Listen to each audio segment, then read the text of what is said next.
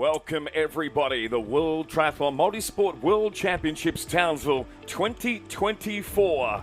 It has been a 12-day event. 19 World Championships wraps up today with the elite male and female 2024 World Triathlon Long Distance Championship here in Townsviille. The sun is rising and we are ready for an incredible day of competition. We have joining us in commentary Australian triathlon legend, 15-time Ironman champion, and the Triathlon Hall of Fame Legends of Sport Award recipient, Belinda Granger. Welcome to Townsviille for the World Champs. Oh, thank you so much for having me. I'm really, really happy to be here.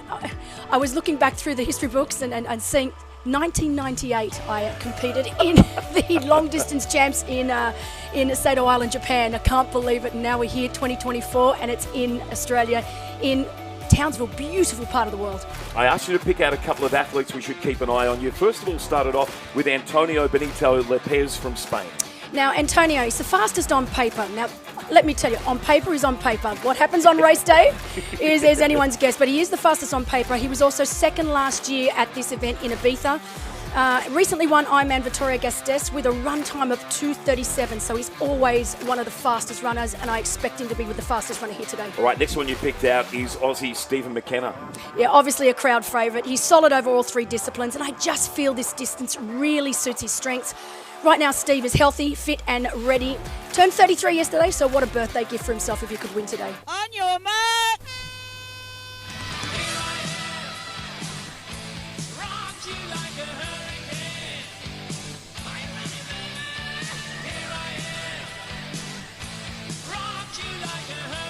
Well, we are underway. This is a 3-kilometre swim. Our elite males and our elite females are out on track for our long-distance triathlon with a deep ocean start, Belinda. We've seen a lot of starts in triathlons and those sorts of events. Ironman, where you're off the beach, into the water, but this was a deep ocean start. Look, I love a beach start because it lends itself for dramatics and fireworks with people tripping over.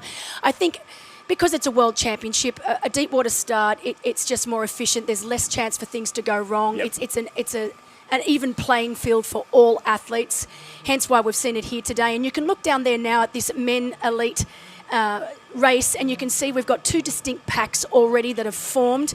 That looked like it was Jonathan Dolan. Now, that's an athlete we haven't spoken about. He's a young American athlete racing here for the first time over this distance. At 22 years of age, he's the youngest in the field by quite some way. Yeah.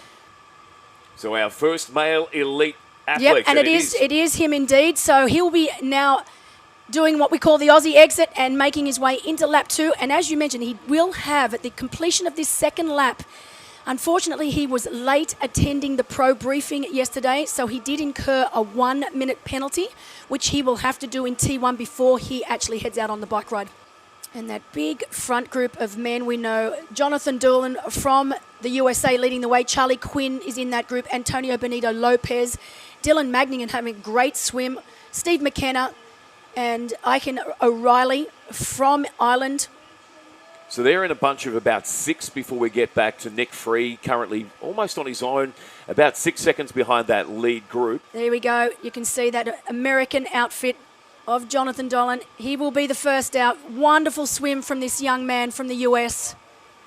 Every second counts for him going into this 1-minute penalty that he'll have to serve. So it might only be a couple of seconds, but it's certainly going to not be having to trail from behind and make up, because that's going to be awfully hard for the day. Very. And you know, Charlie Quinn from Australia, the first of the Aussies out. This is his first time over this distance, having only done middle distance racing. And that is the penalty being served by Jonathan Dolan. And, you know, it's very important for Jonathan now, 22 years of age. He's going to see his competitors coming in. Think about this. He has just led this entire swim. Yep. So all of these athletes we're seeing coming in now have been sitting on his feet, getting a free ride. And he's having to stand there, doing the right things. He just needs to play it cool, stay calm. There's nothing he can do about it. Getting stressed is not going to fix the situation. He just needs to take deep breaths, get his heart rate down a little bit, not down too much, stretch out those legs, and just concentrate on the job ahead. Charlie Quinn there, quite content to just sit back. Not renowned for his bike strength, certainly not a bad bike rider, but he'll be quite happy to just let the two men up front, Steve McKenna and Dylan Magningan, set the pace here, and he will sit off the back. 12-metre draft rule that's being employed here today. Yeah, and on screen right now, Dylan Magnin from France. He's 29 years of age. Had an injury earlier this year, which prevented him from running for around 2 months. So it's going to be very interesting once we get off the bike and onto that run, whether that's going to play a part, because I'm assuming he's had limited preparation for the run, 30-kilometre run here today. So you can see on screen now, Benito Lopez, he was second last year in Ibiza. He needs to be making sure that the draft zone, so between himself and the athlete in front, it doesn't matter if he sees a blue light, it doesn't matter if he sees an orange light, he does not want to see a red light. The benefits of knowing your nutrition, absolutely important. We see Benito going in for some bars and gels. It's really important with a long-distance event like this that you're hydrated and you're getting all of the nutrients that you need as you make your way through this course. Now, the back guy is probably just a little bit, especially Charlie. Charlie's a taller athlete, so it's always harder, but he was sitting up a little bit high. Lost a little bit of time through that section, but still inside of these. But this is what we're talking about. Those little stop starts is enough just to keep firing on those legs that, at the back end of this ride will make some, And particularly once they hit that 30-kilometre run. And you can see Steve McKenna and Anthony Benito Lopez starting to make his move. He was sitting back there. I think he was just testing the waters a little bit, and he's decided, you know what, I need to up this pace. And for the first time now, since the swim, we have a new race leader. Antonio Benito Lopez has taken the front. So again, leading the way at the moment for the elite men, it's Antonio Benito Lopez from Spain, Dylan Magnin from France in second place, and then we drop back to Steve McKenna, the Australian, in third, and of course Charlie Quinn. So he's our top four in the elite males at the moment. Matt Burton from Australia in sixth position, 2 minutes and 8 seconds back. So we anticipated that this would happen. I mean, it must be frustrating for him. He would know that this group is working well together up front. Very, very difficult to bridge a gap when you know you've got people up front, some really strong cyclists in this group that are going to be working hard together. But hats off to Matt Burton, 2 minutes and 8 seconds back right now. Steve McKenna, Antonio Benito Lopez, Charlie Quinn on screen right now, and Dylan Magnin of France just in front of Charlie. So the four men, they've been together all day long, 3 hours 18 into this men's race.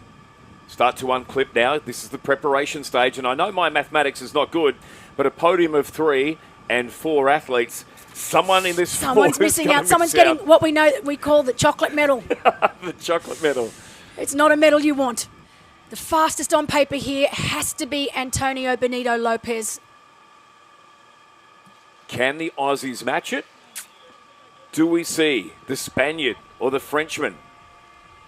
It's a great battle now. I'm really excited to see how this plays out now over the next 30 kilometres. And what is someone's game plan with these four? Does someone make a break? Do we do it early? Do we wait till lap 2? Do we all stick together and have a sprint finish? Exceptional. Well, it's going to be...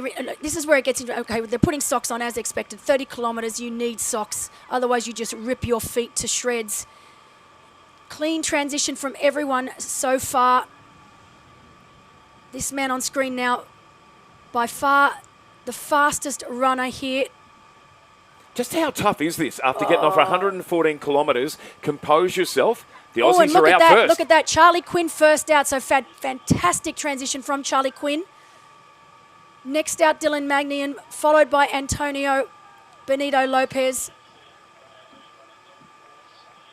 And Steve McKenna just taking his time, only just leaving now. So Steve McKenna losing a little bit of precious time. Gee, that was way too long for McKenna. It was. It wasn't a great transition. And look at this.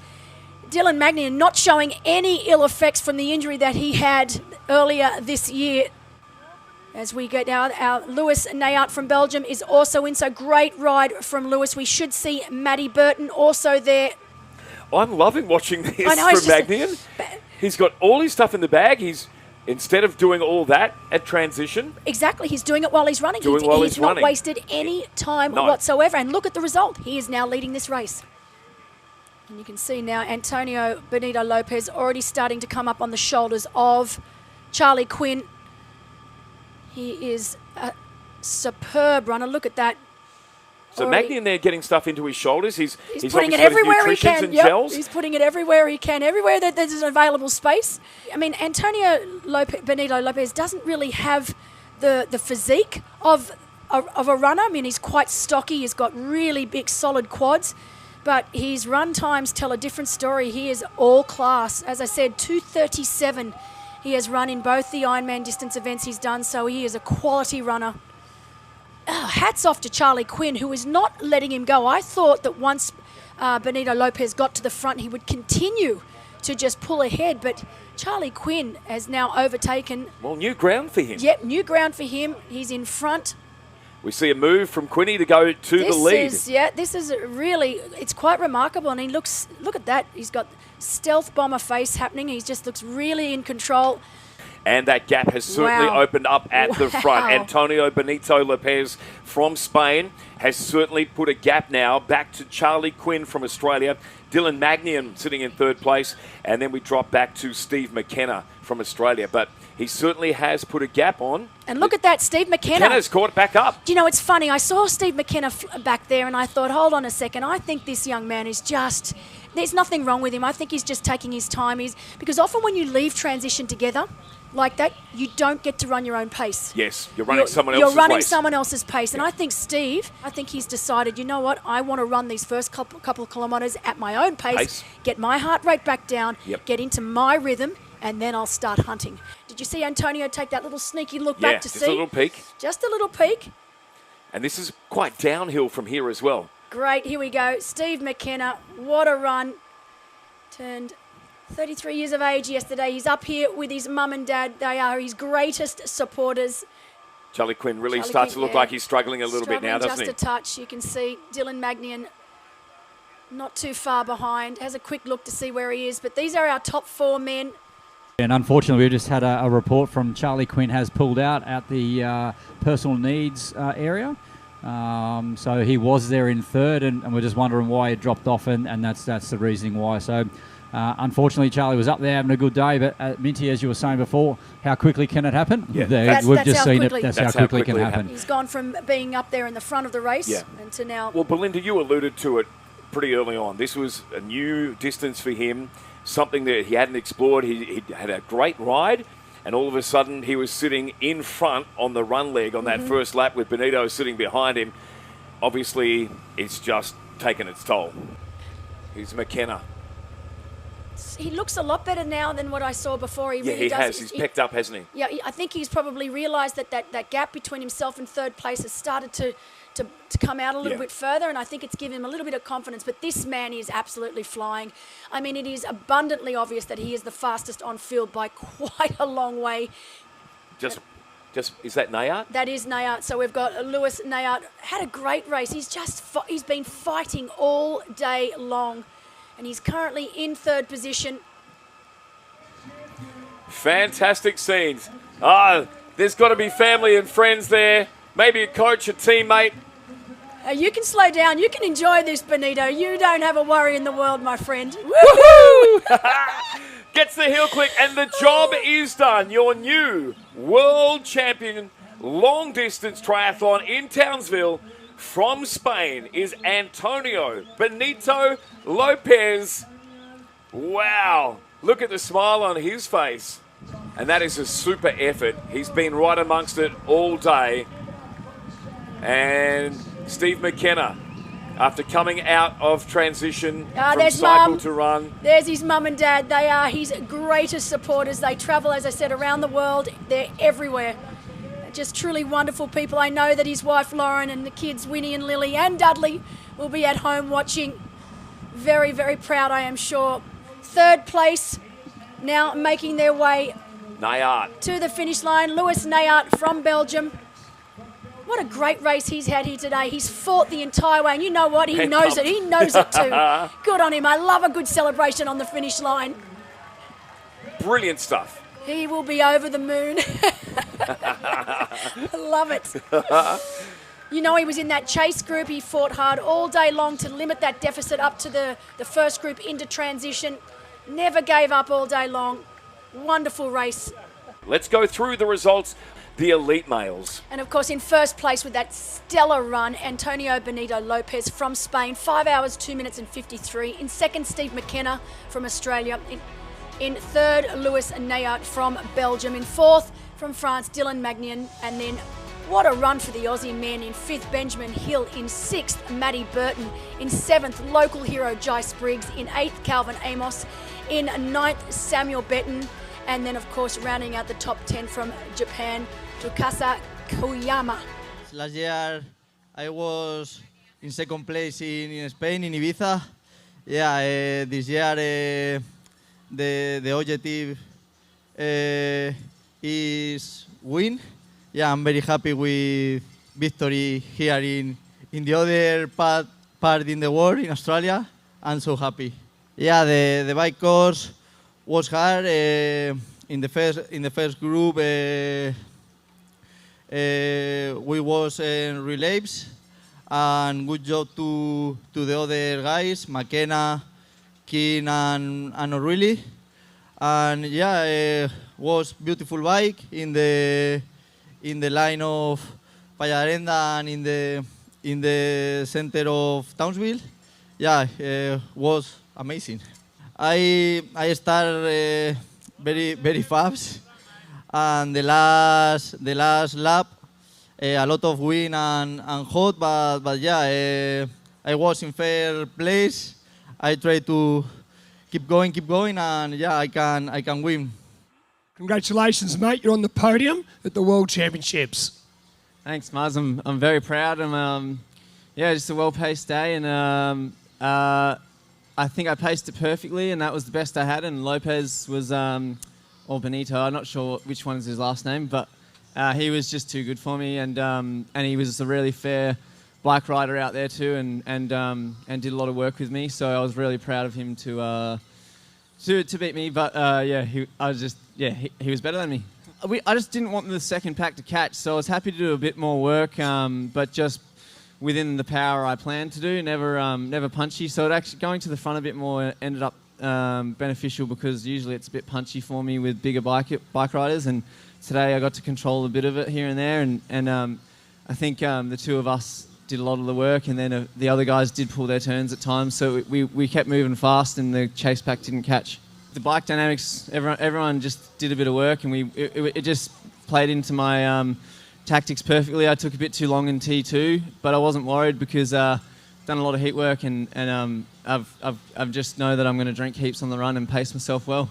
This was I had this year every race again was the best race ever, and today again I did my best race ever. I'm so happy. I got on the first K on the swim, I got on the front group, but then after the first turn I had to let go. I swam solo for the rest of the swim. So the first kilometers on the bike were very hard solo, on chasing on the front pack. And then the two Aussies, I think Hill and Burton, yeah, were coming closer. And then we worked a bit together to keep the pace high. And then we got closer to the front pack. And then I knew when I could keep the pace on the bike, I had a strong run to finish. And then it was just keeping my pace from the start to finish. It seems flat, but it's very hard. Every time coming back to town, it goes uphill, downhill. It's a very hard course, actually. I knew, because I could recon a bit in the weeks beforehand. So I knew it would be a hard last bit every time. But I knew the front pack, there were some athletes who were going to fall back. But I didn't know that much were gonna fall back, and I had a great pace. It was just keeping it high, and last 10K were terrible. Representing Spain, Antonio Benito Lopez.